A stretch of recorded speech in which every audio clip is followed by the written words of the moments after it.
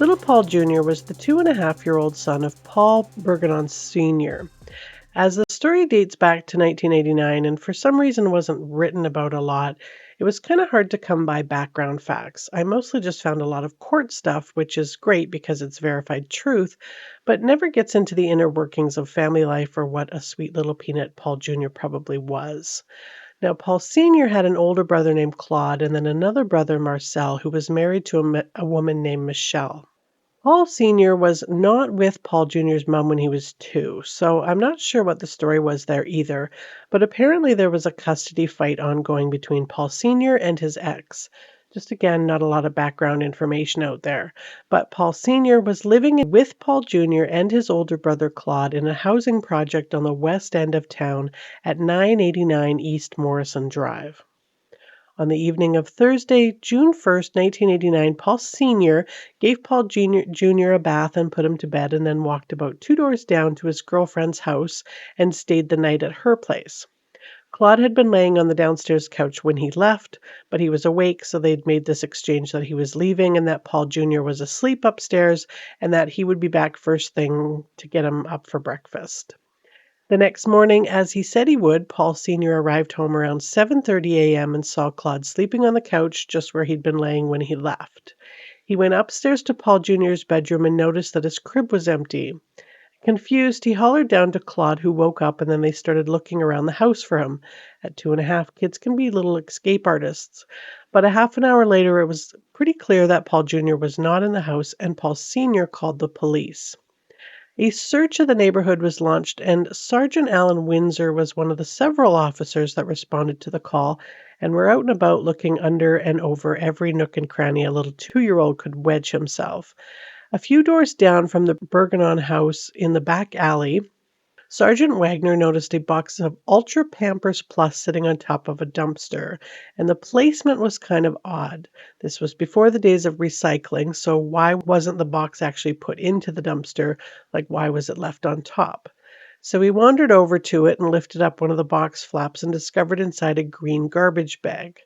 With his heart literally in his throat, he gingerly opened the bag and discovered little Paul's crumpled body. The autopsy later showed that Paul Jr. had been sodomized and strangled to death.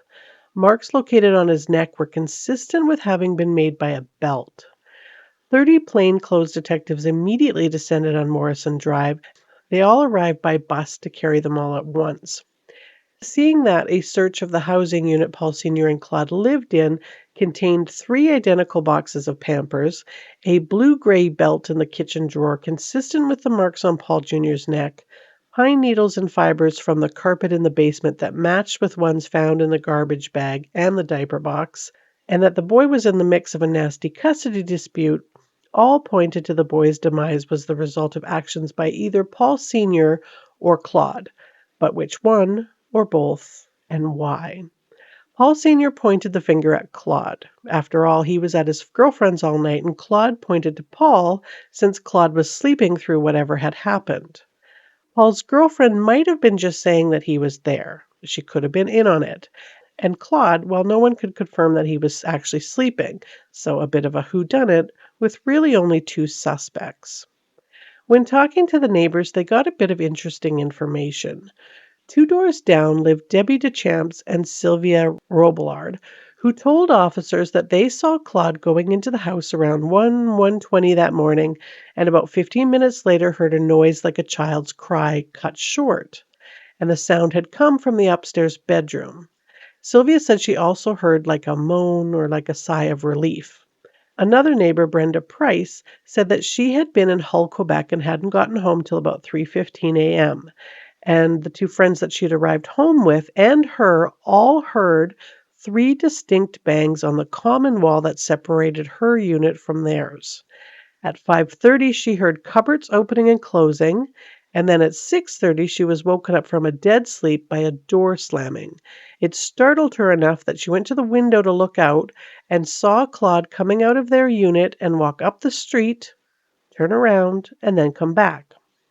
Claude and Paul Sr.'s sister-in-law, Michelle, who was married to the other brother, Marcel, said that Claude had told her that he had left the house around 5:36 that morning to have a cigarette on the front step.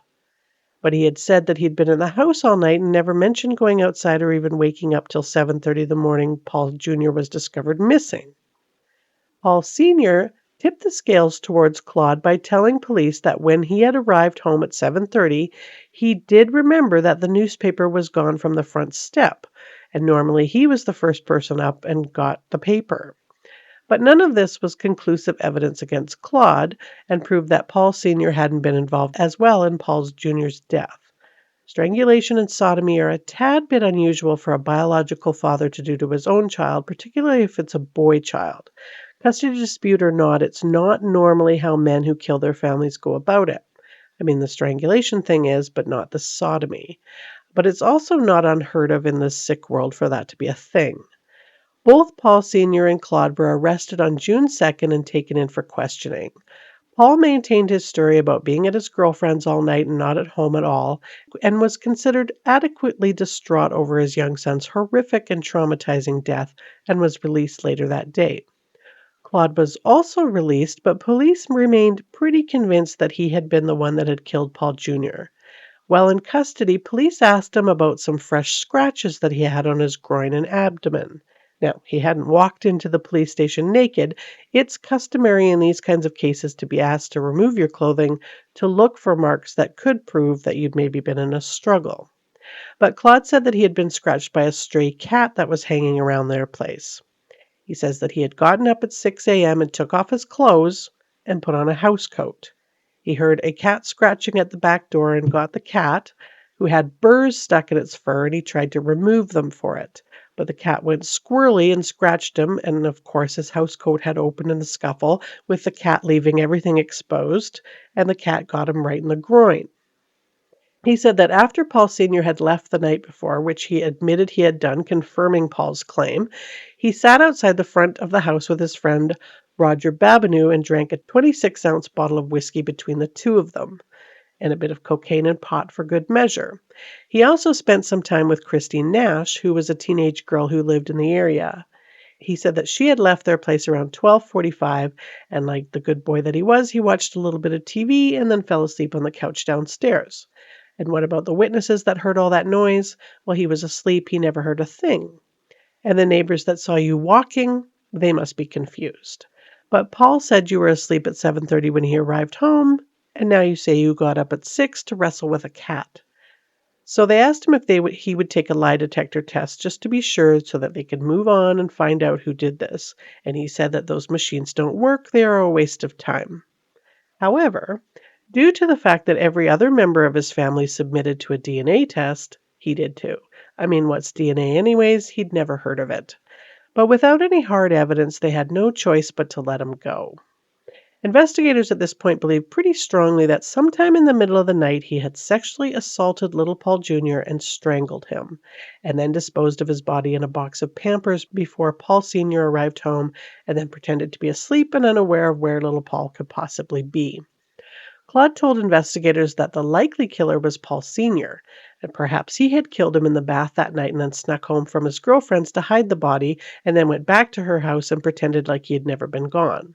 After all, Claude had found adult magazines in Paul Sr.'s bedroom, and some of the images were of S&M, and a book that was about an incestuous relationship between a father and his daughter. The police had in fact found a number of sex toys in the bedroom of Joanne Hopwood, who's Paul's girlfriend, including a number of dildos of varying sizes, but being into a bit of kink and using a vibrator isn't actually serial killer 101. Joanne confirmed that on the night of June 1st, Paul had stayed over at her place. She had returned home from work at 1:15 a.m., and she said that Claude was sitting on the front step of their place, and Paul Sr. was inside her house. Now remember, this is row housing, and Joanne lived only 2 doors down. She went to bed, but she's a very light sleeper, so she woke up at 1:41, 4:28, and 6:30 a.m. and checked the clock each time, and each time Paul was asleep next to her. Now, when Paul was arrested on the 2nd, he had admitted to lying that he'd been home all that night initially. At the time, though, he didn't know that Paul Jr. was dead yet. He was still only a missing person at that point. He said that he had lied because he didn't want it to look bad that he had left his little boy to go over to his girlfriend's house. Paul admitted to the truth as soon as he had learned that Paul Jr. was dead. Now, forensics did find hairs, both scalp and pubic ones, on Paul Jr.'s bed. But it wasn't anything that they could really use against him since he was the father to a 2-year-old that he would have dressed, read stories to in bed and whatnot. And it wasn't really that strange of a finding, although the thought of leaving pubic hairs behind in your child's bed when reading Goodnight Moon might make you rethink, I don't know, doing that. Because real life isn't an episode for CSI, it took 3 months for the DNA testing to come back from the lab. Now, it was a rather manual process back then and took forever. It still takes forever, but nowadays it's more of a backlog thing. And these tests, which thankfully Claude had voluntarily submitted a DNA sample for, found semen from Claude on both sides of Paul Jr.'s comforter, which is something you wouldn't normally deposit while reading Goodnight Moon. 4 spots of a mix of saliva and blood belonging to Claude on his pillowcase, and semen stains in Paul Jr.'s underwear and fecal stains from Paul Jr. on his pillow. Now, nowadays you can get a warrant to demand a DNA sample from a suspect, but back in 1989, no way. So without his ignorance of the importance of DNA, Paul Jr. would probably never have had a hope for justice. So they went back to Claude and let him know that he had some explaining to do. And he said that, well, you see, he had masturbated on the bed that afternoon while Paul Sr. was getting Paul Jr. from his girlfriends, as one does when the house is empty. So Claude was finally arrested 3 months later with the DNA that was tying him to Paul Jr.'s bed, and he went on trial in Barrie in 1991. As for his defense, he claimed that the scratches were from a cat. Now, this was backed up by his sister-in-law, Sylvie, who did testify that there had been a stray cat around the neighborhood, and she had been scratched herself by it in May of 1989. But what's interesting is that this cat scratched Sylvie under the exact circumstances that it had scratched Claude when trying to remove burrs from its fur. I guess cats don't learn their lesson. They had an animal expert testify that it was impossible to tell if the scratches were human or a cat. So, not very helpful. Thanks for your testimony. So, the prosecutor got a dermatologist to testify that he said that the scratches could only have been caused by fingernails and not an animal. Claude also claimed that finding his semen and hairs on Paul Jr.'s bed was really nothing. They shared the same bedroom, and reiterated that it was probably Paul Sr. who had killed him, but the prosecution said that made no sense. Like, why would Paul Sr. sodomize and strangle his own son with people in the house at the time and using the washroom right next to his bedroom? Claude's former girlfriend testified as well. I could only find her name in the court documents as Miss Lapine. She was a sometimes escort that specialized in domination. She had come home one night and asked him if he wanted to try it. And so they got undressed, and she had used a belt around his neck, but at that time there was no choking. She says the belt was just a prop. Now, this testimony was appealed as being prejudicial because it tried to paint Claude as a sexual deviant. But Claude had opened the door to that when he went after Paul Sr. as one. So there. Michelle, his other sister-in-law, testified that she had asked Claude after Paul's death, maybe you did it and you don't remember. And he told her that he didn't remember. And when she asked him, like, how do you sleep at night knowing what had happened to his nephew in his care, he said, what's done is done. What do you want me to do about it? Leave me alone. On March 2nd, 1991, the jury returned to the courtroom after deliberating, and the foreman said, not guilty. And all hell broke loose, with reporters rushing out of the courtroom to file their reports. Family members were there just absolutely shook with shock and rage. There was a pause, and then everyone expected to hear, like, guilty of second degree or something, but there was crickets until the juror next to the foreman thumped him on the back, and the other jurors started yelling at him, no, no, and the foreman looked flustered and said, oh, sorry, I blew it, guilty. And finally, with that, he was found guilty of first-degree murder of little Paul Jr., his nephew, and given a life sentence, and the prosecutor told reporters later, for that 10 to 15 seconds, Bourguignon thought he was acquitted. It really was quite a moment. He, of course, appealed, and on June 2nd, 1997, the appeal court wrote, I would not give effect to any of the grounds of appeal. Accordingly, I would dismiss the appeal. So he was incarcerated at the Joyceville Institution. On May 11th, 2015, a press conference from Correctional Services Canada read, on May 9th, 2015, Claude Bourguignon, an inmate at Joyceville Institution, Minimum Security Unit, died at a hospital in Napanee, Ontario.